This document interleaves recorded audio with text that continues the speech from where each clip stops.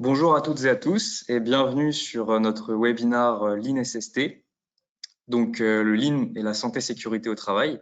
Je suis Arthur Dinardo, je suis responsable communication chez Centrale Supélec XZ. Je suis ravi de vous accueillir pour ce webinaire.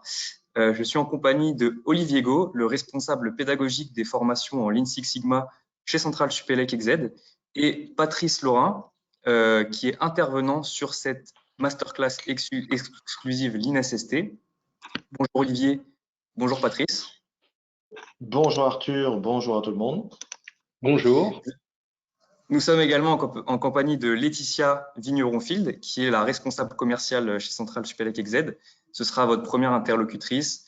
Si vous avez des questions, toutes sortes de questions, suite à ce webinaire à propos de la masterclass. Donc, Olivier, Patrice, je pense qu'on va pouvoir commencer la présentation. Je vais vous laisser la main. Merci Arthur. Donc, nous sommes ensemble pour ce webinaire sur le Lean et la sécurité santé au travail. Donc, on a intitulé Lean SST pour partager une expérience assez singulière, qui est celle du groupe La Poste dans sa branche service colis-courrier, qui a déployé la démarche SST conjointement avec une démarche Lean et donc en s'appuyant sur cette démarche Lean. Et notre intervenant qui va nous expliquer tout ça aujourd'hui, c'est donc Patrice Laurin, qui est directeur de la transformation SST dans cette branche service colis-courrier du groupe La Poste, que je vais laisser se présenter dans un instant. On est parti pour 25 minutes de présentation et puis à peu près une vingtaine de minutes de questions-réponses, avec une fin donc prévue pour 12h30. Alors, Patrice, je te laisse te présenter. Bonjour, je suis Patrice Laurin, directeur de la transformation de la DPSST, la Direction de la prévention, sécurité, santé au travail de la branche service courrier-colis du groupe La Poste depuis 2018. Auparavant, j'étais directeur de l'excellence opérationnelle dans une filiale du groupe La Poste et chez des acteurs de la logistique du e-commerce. J'ai conçu, déployé des systèmes d'excellence au travers de programmes ad hoc en m'appuyant sur le Lean Management. Alors, un point peut-être que je voudrais souligner, c'est que le groupe La Poste a fusionné ces deux démarches, la démarche d'amélioration continue et d'amélioration de la qualité ou démarche Lean, et la démarche SST. Ces deux démarches n'en font plus qu'une. Et d'ailleurs, je crois, Patrice, que vous venez d'être certifié ou reconnu par l'EFQM très récemment. Tout à fait. Le programme TESS, pour Transformation, Excellence, Sécurité, Santé, qui est un des programmes que j'anime dans le cadre de ma fonction de directeur de la transformation, a donc fait l'objet de cette reconnaissance FQM, et c'est un élément très important qui arrive à un moment opportun pour nous dans le cadre de la poursuite justement de l'évolution de maturité SST de la BSCC et en particulier des entités opérationnelles de notre activité. Alors, qu'est-ce que c'est que cette histoire de Lean SST? Alors, quand j'arrive à la Poste, je ne connais pas la SST. Mon bagage est orienté Lean et excellence opérationnelle. Je viens du monde de l'ingénierie du process dans le secteur de la supply chain. Donc, dès mon arrivée, le contexte et la situation de l'accidentologie imposent une urgence. Effectuer une percée pour réaliser un saut de performance en matière d'accidentologie. Donc, un A3, réduction d'accidentologie, est alors immédiatement lancé. C'est celui qu'on voit là. Exactement. C'est l'A3 que vous voyez présenté sur le slide. Alors, comment cet A3 en est arrivé à cette situation? Tout simplement parce que fin 2016, je refais un peu l'histoire du programme TESS, fin 2016, la BSCC comptabilise plus de 8500 ATA, avec un coût financier supérieur à 250 millions d'euros. Le taux de fréquence est en hausse et largement en dehors des standards du marché. Donc, se pose la question de l'urgence et effectuer une percée pour justement réaliser ce saut de performance. Un A3, donc, de l'accidentologie est lancé, mais je l'ai déjà dit. Le taux de fréquence est 36, il est en hausse. C'est un taux de fréquence qui est au-delà de ce que l'on peut voir dans le reste du marché. Donc, dès 2016, des actions sont lancées la trajectoire entre finalement, l'écart pardon entre la trajectoire et le réalisé reste très important. Il est urgent d'inverser la tendance et d'installer une performance durable SST. Et donc, TESS, pour Transformation, Excellence, Sécurité, Santé, est alors lancé à ce moment-là pour effectuer ce saut de performance. Dans cet A3, réduction de l'accidentologie, se dessinent assez rapidement des synergies entre Lean et SST. Ces synergies sont reprises sous deux angles et c'est ce que nous allons vous présenter ce matin. La SST comme axe de percée du Lean et le Lean au service de la SST.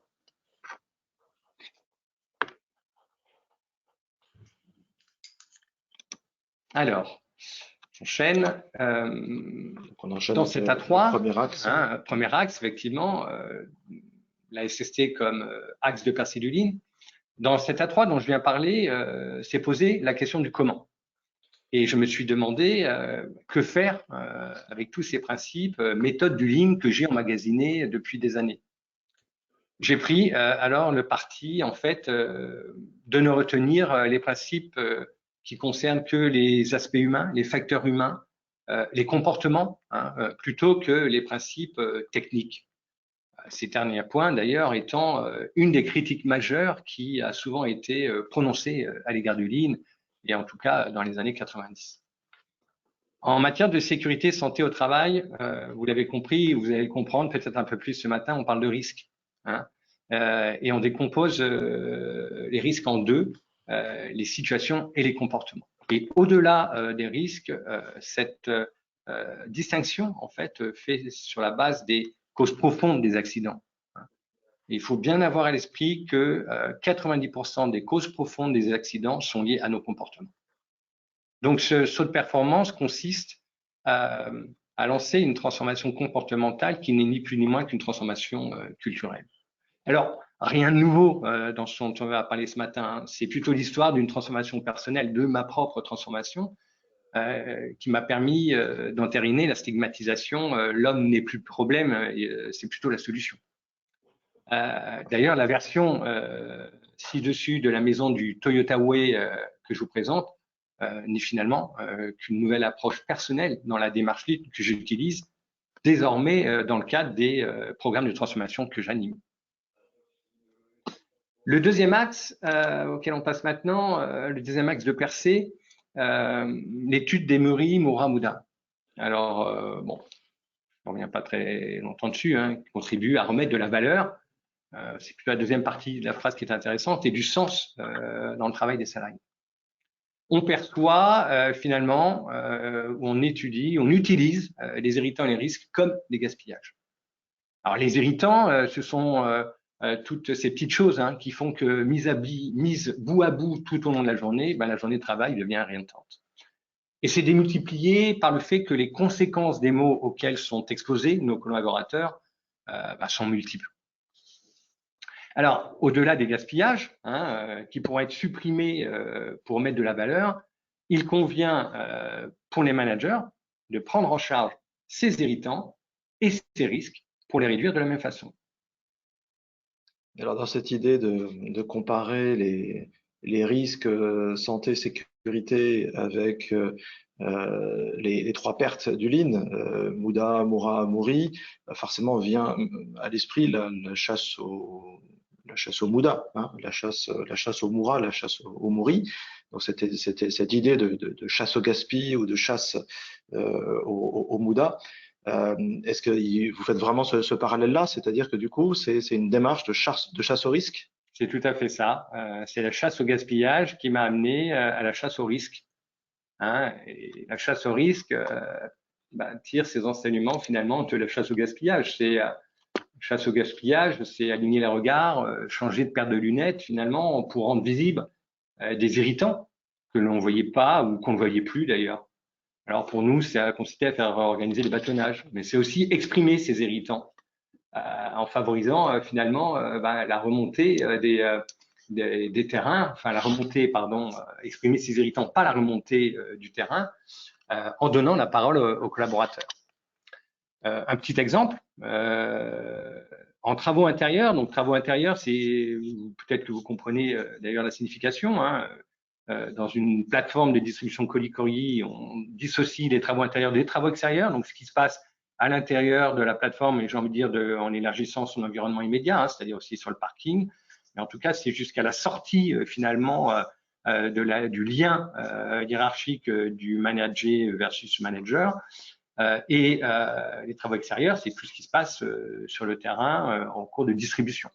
Et donc, j'en reviens à mon exemple, hein, en travaux intérieurs dans une plateforme de distribution colis-courrier, on a bâtonné jusqu'à plus de 350 comportements et situations à risque en 1 heure. Autrement dit, un ou une toutes les 10 secondes. C'est énorme. C'est énorme. Ça veut dire qu'effectivement, on prend conscience que la sécurité et santé, ça ne se joue pas à l'échelle d'une journée, d'une semaine, d'un mois ou d'une année. Ça se gère au nominal, j'ai envie de dire, et à tous les instants et dans tous les éléments constitutifs du travail de nos collaborateurs dans l'environnement de travail, soit intérieur ou extérieur. Et on voit bien avec cet exemple, cette démarche, la manière dont effectivement Lean et SST se soutiennent mutuellement et permettent d'atteindre des objectifs communs. Tout à fait. Le troisième axe hein, sur lequel je voulais intervenir, celui de qualité de vie au travail. Cette phrase de Juliette Dunès est assez parlante. Il n'y a pas de qualité de vie possible au travail sans la possibilité d'effectuer correctement son travail. Alors, l'objectif de tout ça, c'est bien évidemment de bénéficier un fort engagement, j'ai envie de dire, de l'ensemble des salariés, des collaborateurs. Et pour bénéficier de cet engagement, il nous est apparu indispensable, nécessaire de mettre en place une démarche sécurité santé au travail en place, et même, j'ai envie de dire, de l'élargir à la qualité de vie au travail et à l'actualité. Alors, petit rappel peut-être, hein, l'engagement en matière de SST, c'est l'état psychologique qui caractérise l'individu dans son rapport au travail, à son employeur, et expliquant pourquoi un individu, cet individu, décide d'y rester ou de s'y investir plus ou moins. Donc, comment engager nos collaborateurs dans cette transformation culturelle? C'est être attentif avant tout à ses collaborateurs, c'est les écouter, c'est les entendre, c'est les aider à améliorer leurs conditions de travail et surtout leur manière de travailler, le contenu du travail. Mais on reviendra sur ce propos dans la deuxième partie des synergies Lean SST. C'est implicitement s'intéresser et respecter ces personnes. Et une fois qu'on a dit ça, j'espère que la SST apparaîtra comme un vrai axe de percée du Lean.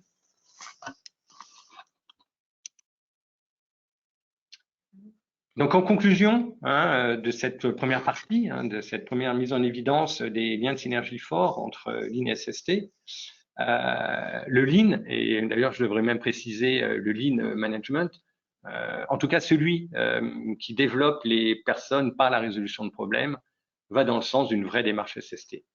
Alors là, non plus rien de révolutionnaire, hein. C'est peut-être tout simplement revenir aux fondamentaux du Toyota Way. Le second angle de ces synergies que nous allons aborder maintenant, donc des synergies entre Lean et SST, c'est le Lean au service de la SST. Autrement dit, le Lean correctement pratiqué est une, si ce n'est la réponse aux exigences de la SST. Et je m'appuierai sur 3 exemples pour vous le démontrer. En tout cas, essayer d'avancer. La méthode 5S est donc déjà un premier exemple assez parlant. Donc, si vous faites du Lean, vous connaissez la démarche 5S. C'est une démarche qui permet d'améliorer significativement et durablement, enfin en tout cas de façon pérenne, les conditions de travail et notamment l'environnement de travail. Donc c'est une démarche qui ne vise pas que le client, elle vise aussi les collaborateurs. S'occuper de l'environnement de travail et du poste de travail, hein, puisqu'on dissocie bien les deux dans notre approche. J'ai envie de dire, l'environnement, c'est plus des bénéfices court terme et le poste du travail en matière de risque, c'est plutôt des risques long terme, hein, TMS, etc. Ça n'a pas seulement un impact positif, mais ça a aussi un impact pour nos collaborateurs qui comprennent assez facilement l'intérêt de réorganiser leur environnement et donc d'évoluer dans un environnement de travail que l'on qualifie de sûr, simple et serein. Donc c'est très logique, on voit bien ce que c'est que le 5S, mais du coup concrètement vous déployez des chantiers 5S comme on déploie les chantiers 5S habituellement dans un environnement industriel par exemple? Alors effectivement la logique est de travailler sur notre environnement comme on travaille sur du 5S en matière de lean. On est allé même, j'ai envie de dire, un petit peu au-delà de cette logique, puisque fondamentalement, c'est plutôt d'ailleurs la transformation comportementale que l'on a engagée auprès de nos agents, de nos collaborateurs, qui les a amenés à s'interroger sur leur environnement de travail. Alors, je m'explique peut-être un peu plus. La remontée des irritants, des risques, hein, puisque c'est un petit peu l'objectif de la démarche. La remontée, j'ai envie de dire même récurrente des mêmes risques et des irritants par une équipe, alors je prends l'exemple d'une équipe vélo assistance électrique de la PPDC d'Évreux, et leur analyse finalement des conséquences des risques auxquels ils étaient exposés leur ont amené à comprendre qu'il y avait une véritable corrélation finalement entre justement les conséquences de ces risques et leur environnement de travail. Et du coup, ils sont lancés dans un chantier d'amélioration de leur espace dédié dans la plateforme pour le rendre plus sûr, simple et serein. Donc, on fait une très forte analogie, nous, entre les chantiers 5S et ce que moi j'appelle l'environnement 3S, l'environnement sûr, simple et serein, mais c'est pareil. En fait, cette équipe a fait un chantier 5S sans même en connaître la signification. Donc, voilà, c'est la preuve, c'est la démonstration du besoin de la convergence entre l'approche comportementale et l'approche de l'environnement de travail. L'outil 5S ou la démarche 5S permet d'arriver à un environnement 3S. On trouve bien vraiment cette fusion. C'est exactement ça. Des démarches. C'est exactement ça. Et encore une fois, je le répète, c'est bien la convergence des deux approches qui vont faire que eh bien, nos agents, nos facteurs vont effectivement engager une transformation comportementale et que cette transformation comportementale leur permet, en fait, c'est à double sens, à la fois de travailler sur un environnement sûr, simple et serein et que cet environnement sûr, simple et serein leur permet de progresser et d'avancer, d'aller plus loin dans leur transformation comportementale. On rejoint la citation de Julia de Funès qui fait converger la démarche d'amélioration et l'appropriation de son environnement et de son travail. Et du contenu de son travail, tout à fait. Ok, donc ça c'était le premier domaine sur cette deuxième thématique. Le deuxième domaine, c'est revisiter l'évaluation des risques professionnels par le management visuel. Donc, je vais peut-être prendre quelques minutes pour reparler de l'environnement, le VRP, pardon, l'évaluation des risques professionnels. L'évaluation des risques professionnels, c'est à la fois une démarche de prévention des risques, qui est, je le rappelle d'ailleurs, sous la responsabilité de l'employeur, et responsabilité pénale, donc ce qui peut quand même, ce qui engage très fortement, encore une fois, l'employeur. Donc c'est à la fois en fait cette démarche de prévention et c'est à la fois en fait un document qui classe les risques une fois qu'on les a identifiés, une fois qu'on les a évalués. Donc pour en revenir à mon propos sur la combinaison de l'évaluation des risques et du management visuel, le management visuel consiste avant tout, c'est permettre finalement aux équipes d'identifier les anomalies en rendant visibles les problèmes afin de provoquer une réaction immédiate et collective. Comment ça se traduit en matière de risque? Eh bien, sous un triptyque qui est très similaire. C'est ce qu'on appelle l'identification des anomalies.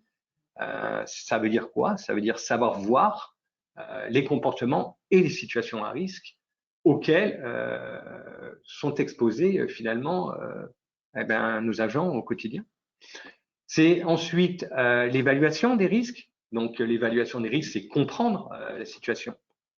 Et la compréhension, cette analyse, elle se fait par la prise de conscience des conséquences des risques auxquels on est exposé.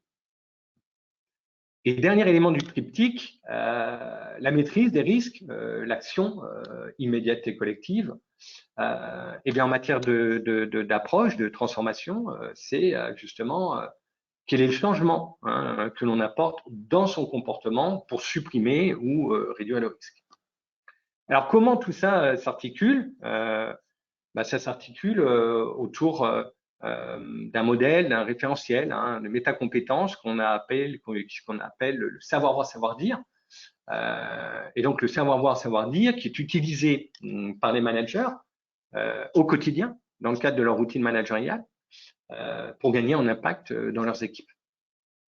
Plus précisément, le savoir-voir, savoir-dire, c'est un référentiel décliné sur des compétences managériales clés retenues pour améliorer l'impact des managers dans l'échange, dans leur échange entre manager et manager.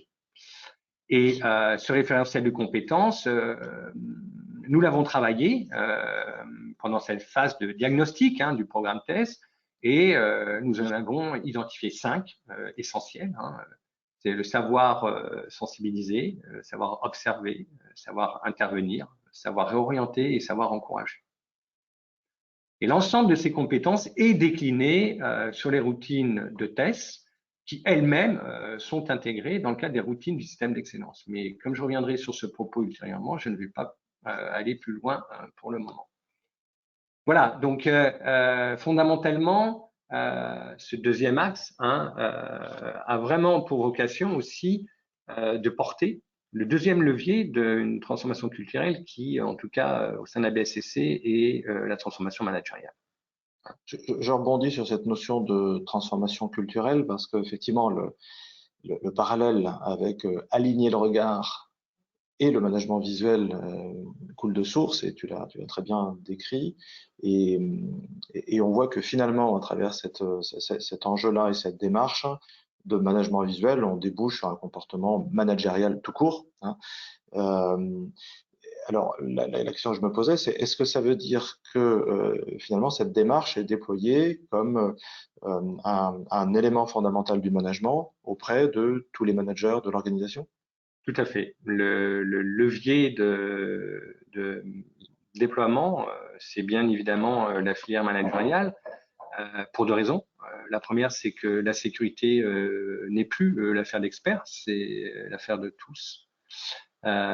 Et que c'est les compétences que l'on arrivera à développer chez nos managers autour de ce savoir-voir, savoir-dire, et leur mise en pratique qui vont leur permettre justement d'accompagner les managers de proximité et donc de les faire gagner en impact auprès du public qui nous intéresse. L'écosystème que l'on cherche à toucher, c'est bien l'équipe.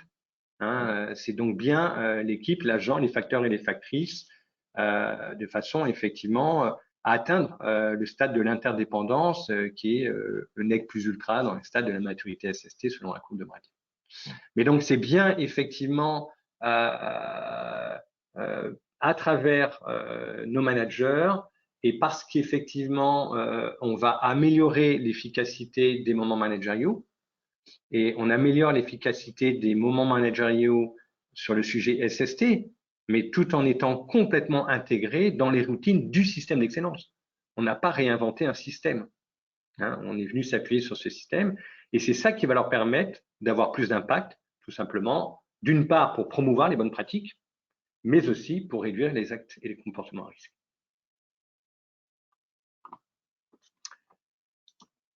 Donc, on va retrouver ce parallèle entre les enjeux SST et l'amélioration continue.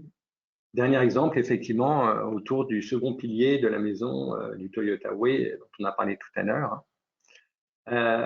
Ce qui relie santé et performance, ce sont les hommes par le travail. C'est permettre à chacun de parler du travail en équipe, de s'exprimer sur son contenu, de résoudre des problèmes, de partager des bonnes pratiques, de le faire progresser finalement. Et n'est-ce pas là ce qui relie justement, ou ce qui permet de faire rimer Lean et santé. Et ne serait-ce pas là d'ailleurs aussi une définition d'amélioration continue qu'on utilise tous dans le Lean, j'en suis assez convaincu. Alors, voilà, alors quel principe on en a retenu, hein, plus précisément? Deux principes, hein, il y en a plusieurs, mais je voudrais focaliser sur deux principes. Le premier, c'est favoriser les petits changements, mais en augmenter la fréquence. Et puis le deuxième principe, c'est placer les collaborateurs au centre de notre démarche. Alors, placer les collaborateurs au centre de notre démarche en trois temps. Le premier temps, c'est libérer la parole et c'est ce qu'on appelle le welcome risk. Je ne vais pas épiloguer là-dessus, vous connaissez tous le welcome problem. L'analogie peut paraître assez facile. Tu peux préciser quand même welcome problem?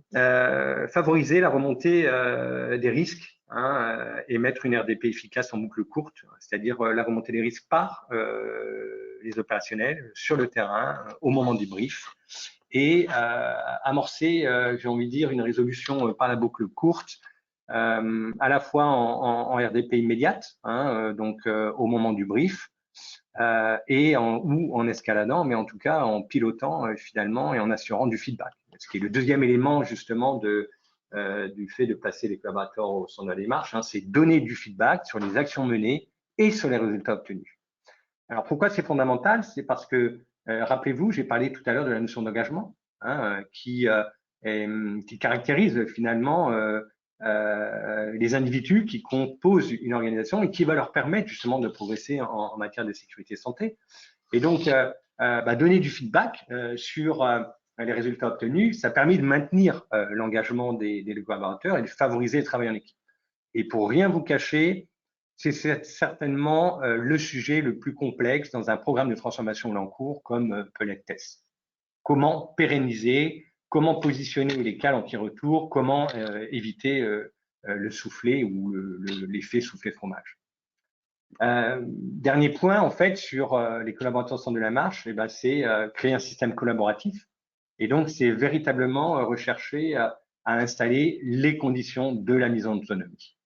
Alors, la mise en autonomie, c'est un terme qu'on utilise beaucoup dans le cas des équipes autonomes, par exemple. Pour nous, l'autonomie en CST, c'est l'interdépendance. Et ça, je vous en ai déjà un petit peu parlé. Alors, là tu viens de parler là, du positionnement des collaborateurs au cœur de la démarche.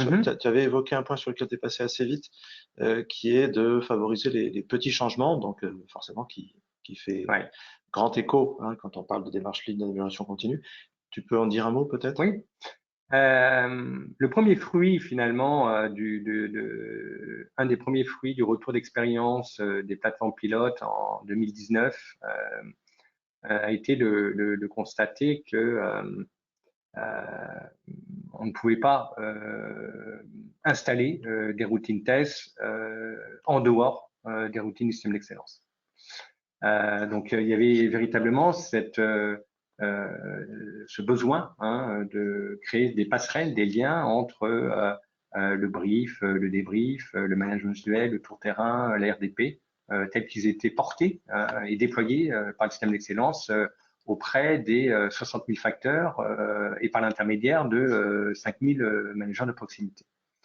Pourquoi? Tout simplement parce que voilà, on s'est rendu compte que on ne veut pas faire plus. Notre objectif, c'est de pas faire plus. C'est surtout de ne plus faire pour faire. Hein. C'est véritablement plutôt de faire pour progresser, pour se développer et pour produire un résultat.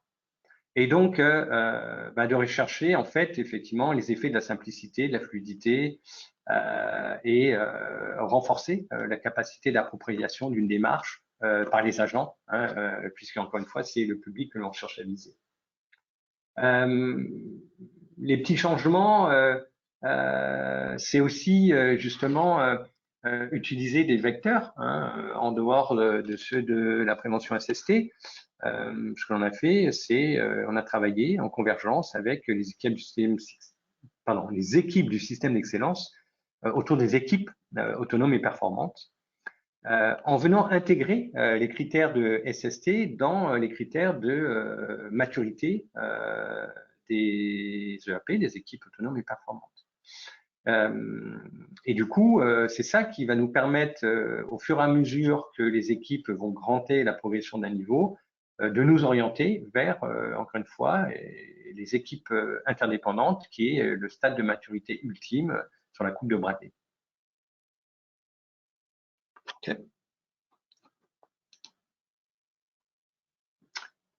Alors, en conclusion, conclusion assez rapide, parce que je vois que le temps tourne, mais que dit cette version de la pyramide d'excellence présentée?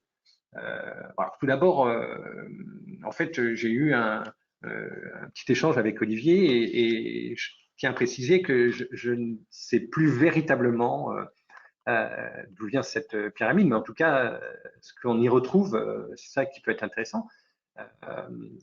Elle a fait l'objet de plusieurs sources. Elle est tirée, entre autres, d'une note de l'excellence de l'ECAM, enfin, une note des cahiers de l'excellence, pardon, de l'ECAM sur performance et santé. Et vous y retrouvez, bien évidemment, le triptyque coût-qualité-délai, ou qualité-coût-délai, qui, je rappelle, est une manière d'envisager le management de la performance et qui vise un équilibre des attentions entre justement ce trigramme de performance. Donc, en conclusion, que retenir de cette pyramide et de cet échange? La sécurité et la satisfaction des salariés sont la base de toutes les actions lignes. Viennent ensuite la satisfaction des clients par la qualité. Puis, j'ai envie de dire, la maîtrise et enfin la réduction des délais. Mais c'est bien dans ce sens-là qu'il faut le présenter. L'effet durable sur les coûts et sur la performance est une conséquence de ce qui se précède. Et voilà, c'est véritablement une pyramide que l'on lit de bas en haut, et la performance n'est qu'une des conséquences de l'attention qu'on va porter à la brique de base, c'est-à-dire la sécurité et la santé. Alors, vous noterez que cette brique intègre aujourd'hui, et c'est pour ça que je dis qu'elle a fait l'objet de nombreuses améliorations. Dans cette brique, on a rajouté les éléments de qualité de vie au travail.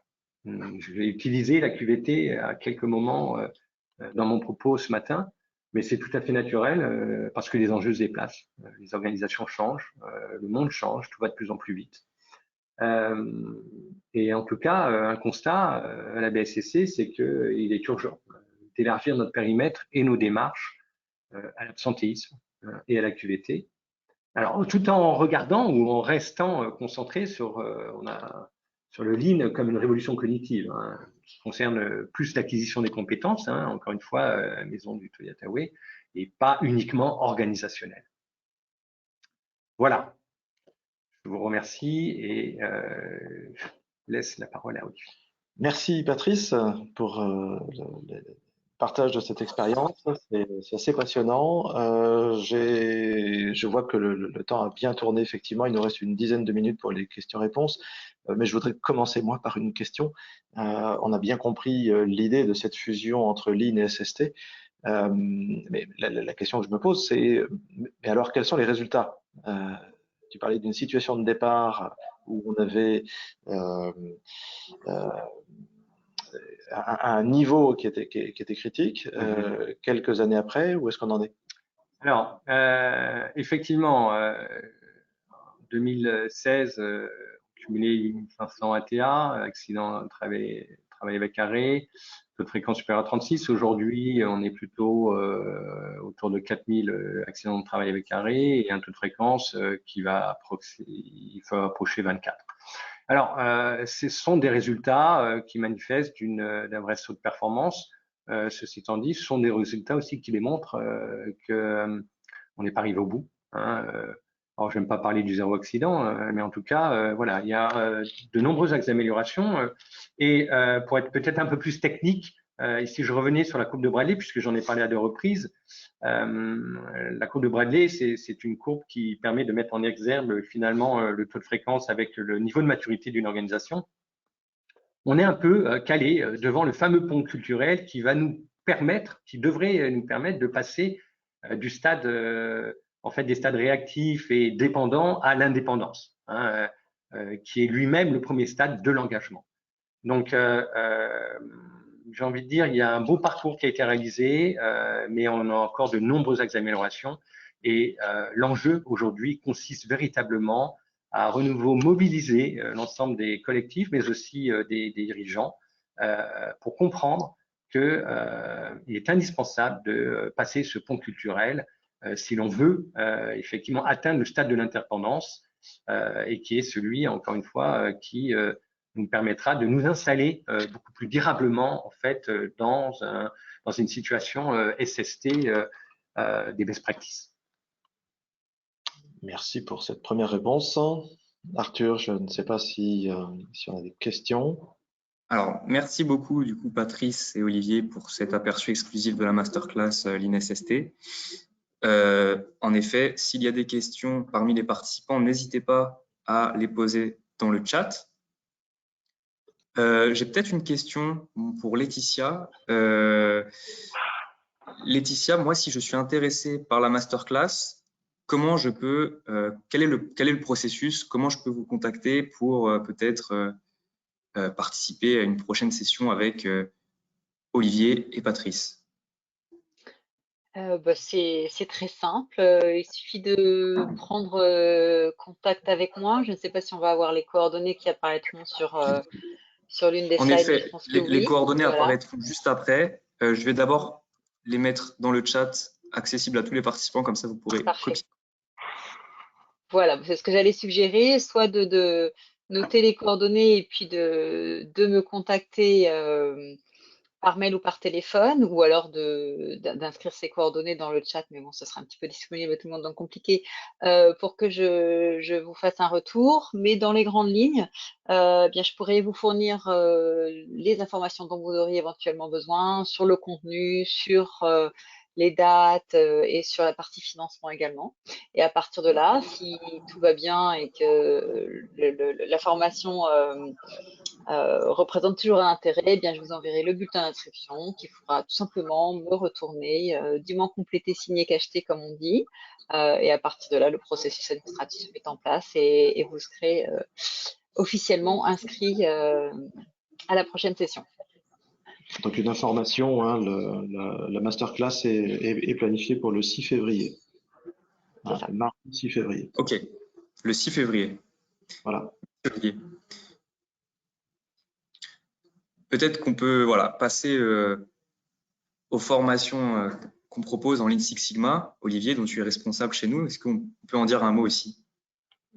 Oui, donc c'est des formations qui ne sont pas spécifiquement orientées SST, hein, vous vous en doutez, mais effectivement, ça fait partie du catalogue de Centrale Supélec Executive Education avec les 2 formations principales qui sont la formation Green Belt, qui permet de devenir chef de projet de l'amélioration, mener des projets d'une certaine complexité, et le niveau de compétence suivant, qui est la formation Black Belt, et qui va apporter des outils complémentaires pour être capable d'appliquer des problématiques vraiment complexes. Donc celle-ci orientée Lean Six Sigma, c'est-à-dire à la fois la démarche Lean qui va positionner les acteurs opérationnels au cœur de l'amélioration et s'orienter sur l'accélération des flux, mais aussi sur le Six Sigma, autrement dit le travail dans une démarche d'amélioration de qualité et de performance sur la réduction de la variation. en sachant qu'on a aussi ces deux cursus, Green Belt et Black Belt, spécifiquement Lean uniquement sans cette dimension Six Sigma. Alors, pour le chat, il y a eu également quelques questions pour le SST que j'avais peut-être oublié. Alors, j'ai une question de Thierry.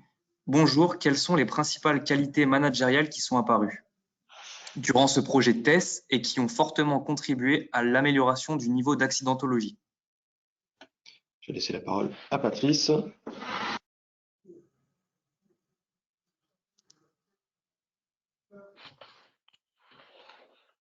Je ne m'entends pas.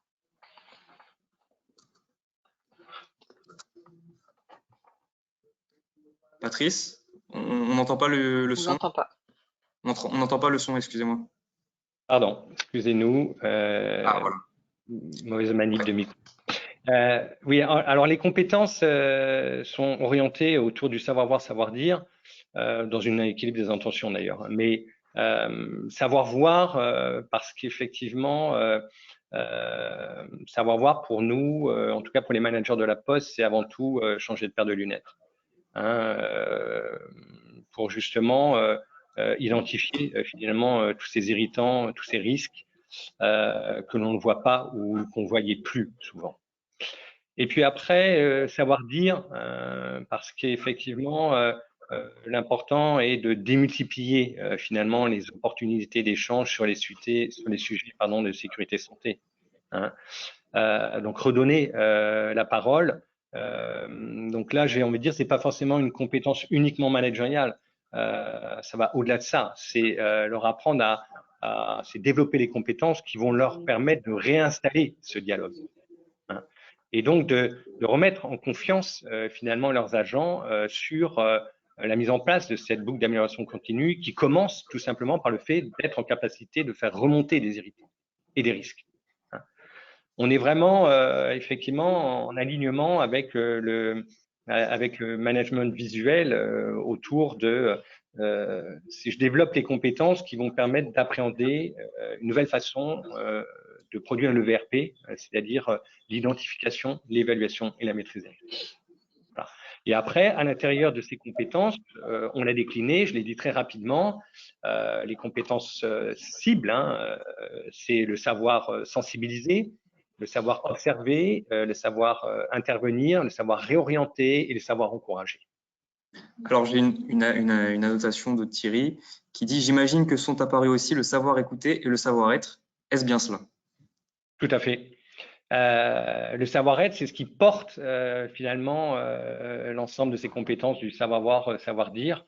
Le savoir-être a été décliné plus dans le mode opératoire de déploiement. Donc, le programme TESS se déploie au niveau des territoires en plusieurs étapes. Il y a une étape qui est fondamentale, c'est la mise en œuvre opérationnelle. Hein, et donc, c'est de l'accompagnement sur le terrain. Et donc, c'est en clair faire en sorte que nos représentants sur le terrain acquièrent du leadership qui va leur permettre justement d'accompagner les managers à gagner en impact. On a aussi une question de Virginie. Quels ont été les plus grands freins et accélérateurs? Les plus grands freins, j'ai envie de dire, c'est la taille de l'organisation. Et puis, bien évidemment, la culture. Alors, non pas dans le mauvais sens du terme d'ailleurs, hein, c'est plutôt qu'on a une culture du superfacteur. Et donc, je pense qu'il a fallu revenir là-dessus et revenir sur des éléments véritablement factuels. Hein, donc, de refaire toucher du doigt que la résolution de problèmes, elle part d'abord de ce qui se passe sur le terrain. Et puis ensuite, sur la prise de conscience, finalement, des conséquences des risques auxquels on était exposé. Majoritairement, nos facteurs arrivent en pensant qu'ils sont protégés par leurs EPI, mais protégés dans le sens du terme, dans tous les sens du terme. Hein, donc voilà, c'est la notion de superfacteur, il peut rien m'arriver, je représente la Poste, et puis surtout cette obligation de résultat. Coûte que coûte, la lettre doit finir dans la fente de la boîte aux lettres. Donc un rééquilibrage des intentions. Exactement. Merci Patrice pour ces réponses. Alors, s'il n'y a pas de questions, d'autres questions dans le chat, on va pouvoir reprendre les dernières slides. Olivier, est-ce qu'on a un mot à ajouter, Laetitia, pour les prochaines sessions des formations Lean Six Sigma? C'est pareil, on te contacte à ton email.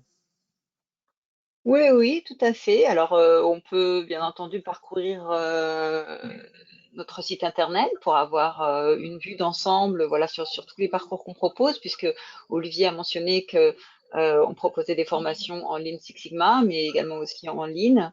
Voilà, donc on a tout un éventail de parcours proposés.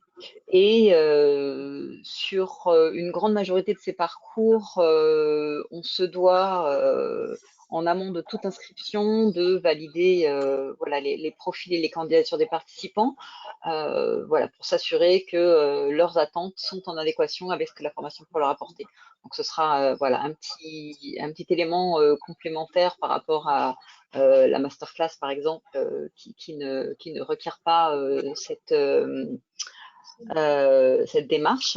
Mais voilà, sinon, me contacter mon équipe et on répondra aux questions et on donnera toutes les informations nécessaires pour arriver jusqu'à l'inscription et jusqu'à la participation à la formation. Merci Laetitia. De rien. Merci Patrice pour ce partage d'expérience très intéressant et merci aux participants qui ont posé des questions et puis je dis à tout le monde à très bientôt. Merci à toutes et à tous. Merci à toutes et Merci à à tous. Au revoir. tous. Au revoir.